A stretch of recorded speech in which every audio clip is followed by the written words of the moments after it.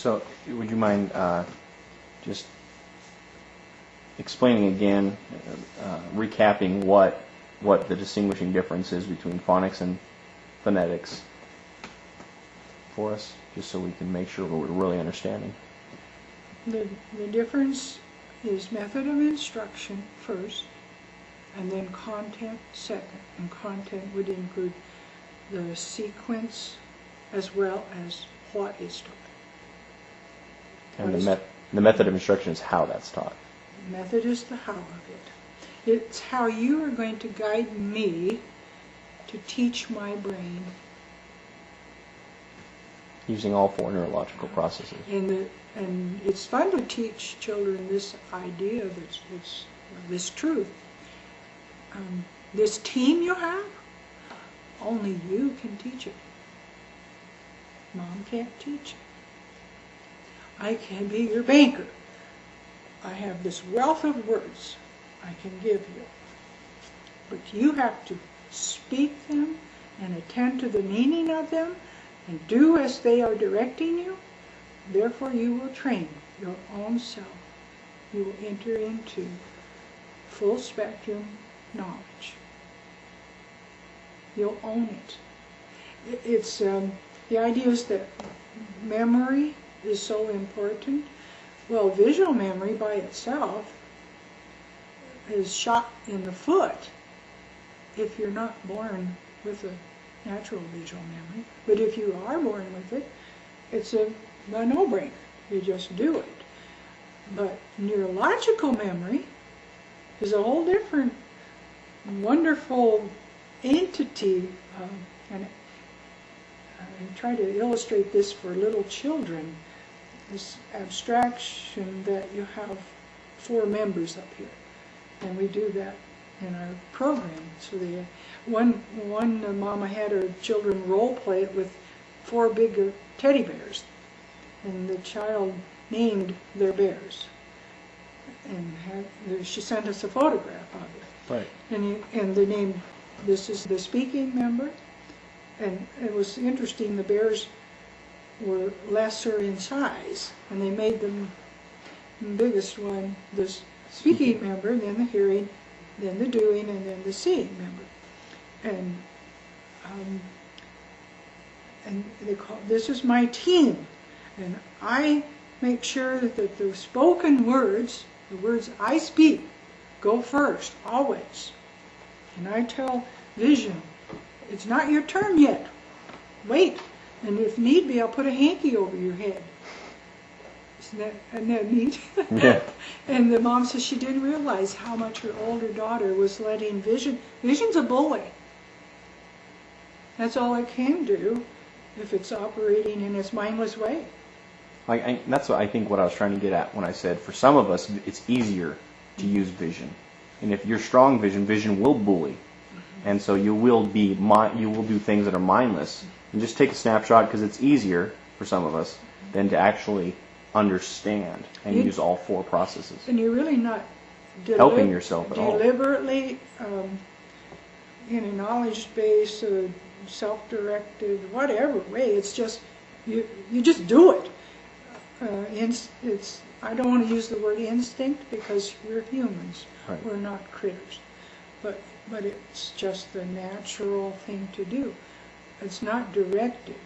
Whereas when we train vision through speaking and hearing that directs doing, vision, it's your turn. You can look now. As soon as doing starts doing something, you may look.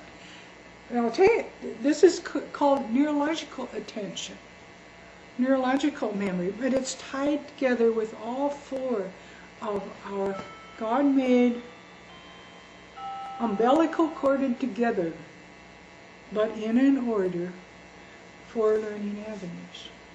So learning is neurological, but full spectrum is how we're designed to learn.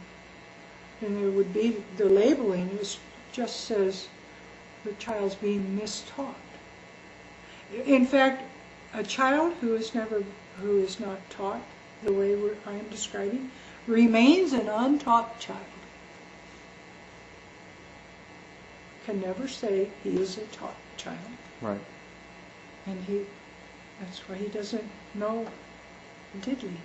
And it's There's not a thing wrong with him. right. And as I said earlier, being insecure, not knowing if you are writing something correctly or not, because you need an authority to tell you.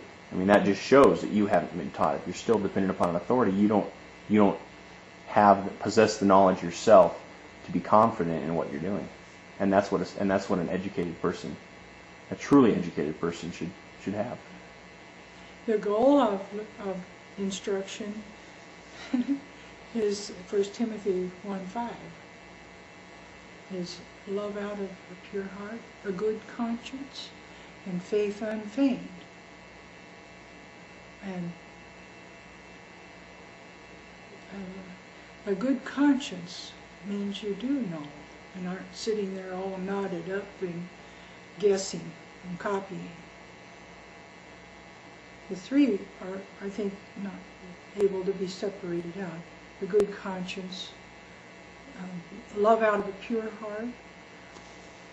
You know, the conflicts that happen between the master and the student, the Christ and the disciple, the mom and the child.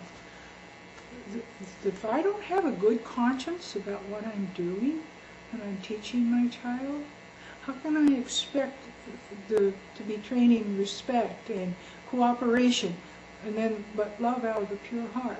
Mommy, I'm so glad you taught me today. And then faith unfeigned.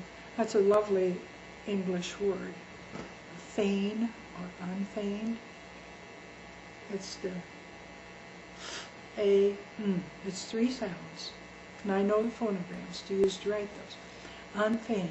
No faking, no pretension is allowed here.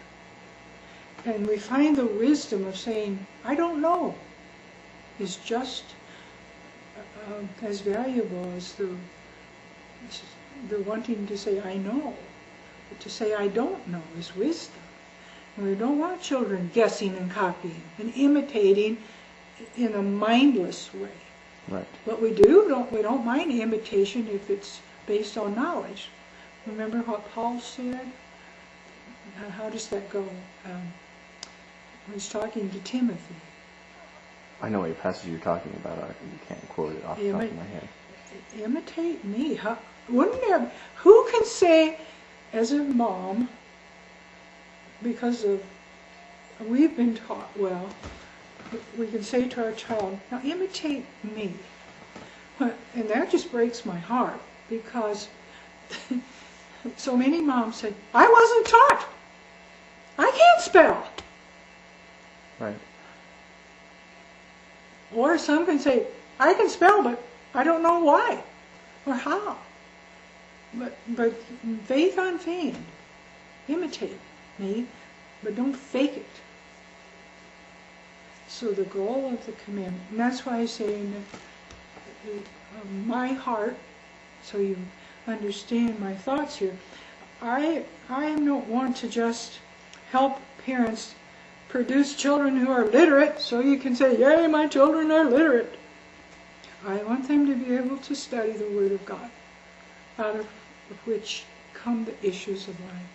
Right. And that's why language is so important. Mm-hmm. Because God has communicated to us through language.